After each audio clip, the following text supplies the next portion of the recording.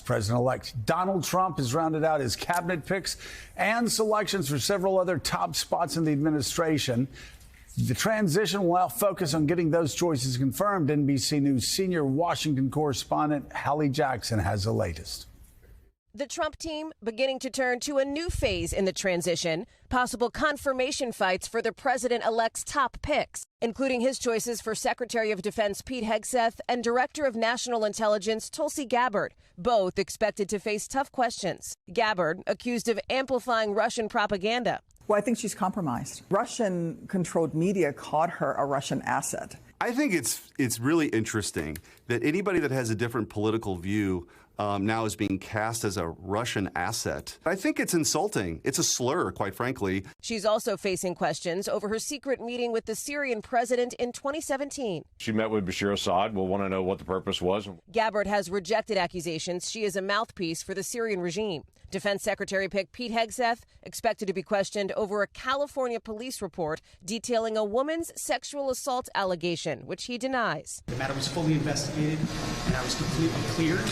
Officials have not said why Hegseth was not charged, but he paid his accuser a settlement in 2023. Hegseth also in the spotlight for comments that women should not serve in combat roles. We would have an ineffective military that was not capable of deployment if we were to pull out all the women and say you cannot be in combat. The policy is set by the President of the United States, not by the cabinet members. I think Pete Hegseth will follow the lead of the Commander-in-Chief. These latest revelations prompting questions about vetting for Mr. Trump's cabinet picks and apparently skipping the traditional FBI background checks. Why wouldn't we get these background checks for the most important job in the United States government? I don't think the American public cares who does the background checks. What the American public cares about is to see the mandate that they voted in delivered upon. Well, actually, I would rather the FBI investigate people that have the most important positions in the world than Barney Fife. And I think most of Americans are with me. Why in the world would you not want the FBI to look into the background of people who are in the military chain of command and will have a say in whether the United States launches nuclear weapons or not? I can tell you, Bob Gates tells the story time and again about the night that Dr. Brzezinski got the message that the Soviet Union had launched incoming nuclear missiles towards the United States. And he said that he sat downstairs while his children, including Mika and his wife, were upstairs because he knew they would all be dead in 15 minutes. But they called around, they made the right choices, they realized that actually it was a false alarm, and the country and the world was saved because you had people like Dr. Brzezinski, because you had people like General Odom, because you had people like Bob Gates that were making those decisions.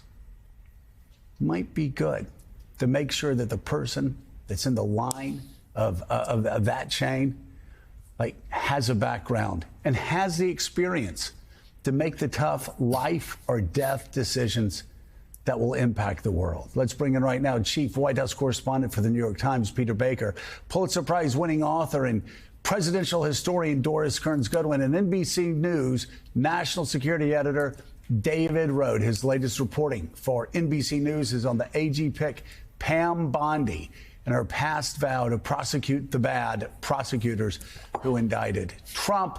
That sounds kind of like a former prosecutor from Connecticut. What was his name?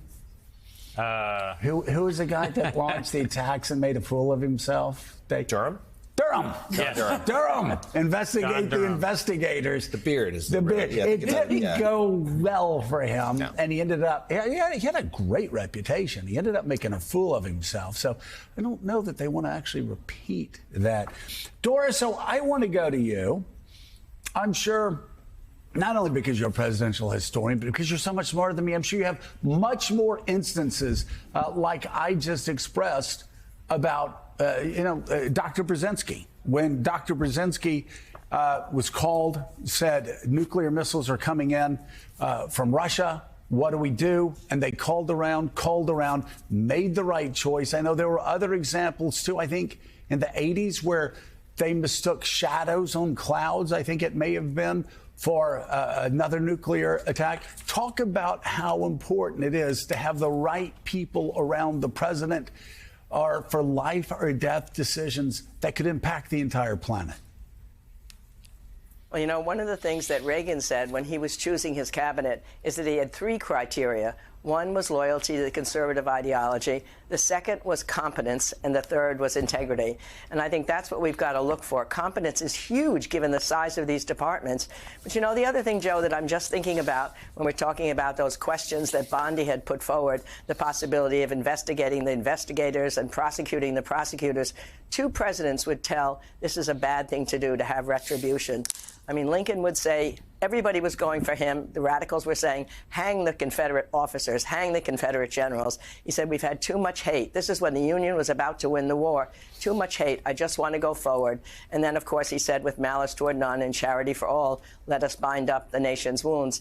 And then you have Adams, who in his administration really went after his opponents, the journalists who were malicious against him. That 1798 Alien and Sedition Act that Mr. Trump has referenced was used to put them in jail. It did not turn out well for Adams. In fact, the public hated it, and he lost the election in large part because of it. They didn't want to see them rounded up. And then Jefferson comes in and greatly heals everything by starting the whole administration with Adams was a Federalist. He was a Republican. He said, we are all Federalists. We are all Republicans. And he was saying, in a certain sense, let's look for comedy. Let's look for civility. Let's look for magnanimity. If retribution becomes an aim of this administration, it will go badly. So these Republicans would tell the new administration. So, Peter Baker, we're going to talk about some of the cabinet picks that we're going to get to David on the AG pick in a minute. But first, Jonathan Lemire and I have been talking this morning about how there's been this focus on Tulsi Gabbard. It seems to have been shifted for Republicans over the past 3, 4, 5 days to the DOD selection, Pete Hegseth, and a growing understanding of just how powerful that position is, how important that position is, and how dangerous it would be to have somebody that does not have experience in managing anything.